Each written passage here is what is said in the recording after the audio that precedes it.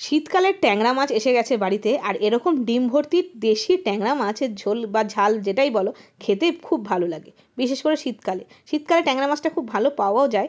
তো আমি নুন হলুদ আর একটু কাঁচা তেল দিয়ে মাখলাম, কারণ কাঁচা সর্ষের তেল দিয়ে মাখলে না ট্যাংরা মাছটা ফাটবে কম, তাও খুব ফাটে যেহেতু এটা আছাড়া মাছ। তো ভালো করে একটু মেখে টেখে রেখে দিয়েছিলাম 5-7 মিনিট মতন। বেশ ভালো করে তেলটা প্রত্যেকটা মাছের গায়ে না একটু বেশ ভালো করে লাগিয়ে দিতে হবে। তারপরে রেখে দিয়েছিলাম খানিকক্ষণ।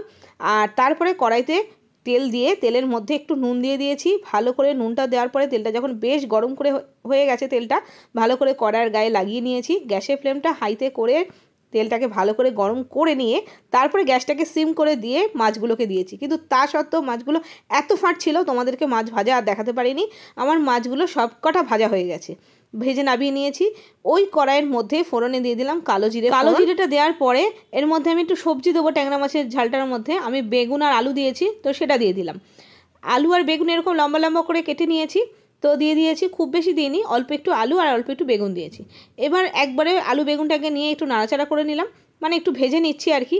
আর ওদিকে আমি বাটিতে একটা মশলা বানিয়ে রেখেছিলাম, সেই মশলাটার মধ্যে একটু জিরের গুঁড়ো, লঙ্কার গুঁড়ো, নুন, হলুদ, কাঁচা লঙ্কা দিয়ে জল দিয়ে মানে রেখে দিয়েছিলাম। ভালোভাবে মশলাটা ফুলে উঠেছে, মশলাটাও দিয়ে দিলাম।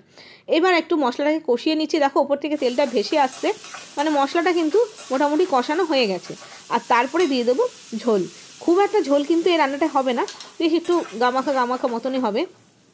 ঝোলটা দিয়ে একেবারে মাছটা দিয়ে দিলাম, কারণ ট্যাংরা মাছটা একটু শক্ত হয়, তো সেই জন্য ঝোলের সাথে একবারে ফুটে গেলে সুন্দরভাবে মাছটাও সেদ্ধ হয়ে যাবে, আলু বেগুনও সেদ্ধ হবে। ঢেকে দিয়েছিলাম 2 মিনিট মতন। দেখো ফাইনালি আমার রান্নাটা হয়ে গেছে, আলুটাও সুন্দরভাবে গলে গেছে, আর বেগুন তো ভাজার সময়ই গলে যায়। সুন্দরভাবে রান্নাটা ডান। এই রান্নাটা গরম গরম ভাতের সাথে খেতে ভীষণ ভালো লাগে। তো আমি লাস্টে একটু দিয়ে দিলাম ধনেপাতা কুচি, অবশ্যই করে ধনেপাতাটা দেবে, খেতে ভালো লাগবে। ব্যাস, গ্যাস বন্ধ করে একটু রেস্টে রেখে দিয়েছিলাম 10 মিনিট মতন। গরম ভাতের সাথে সার্ভ করেছিলাম। ভীষণ টেস্টি হয় এই রেসিপিটা খেতে, একবার বাড়িতে বানিও।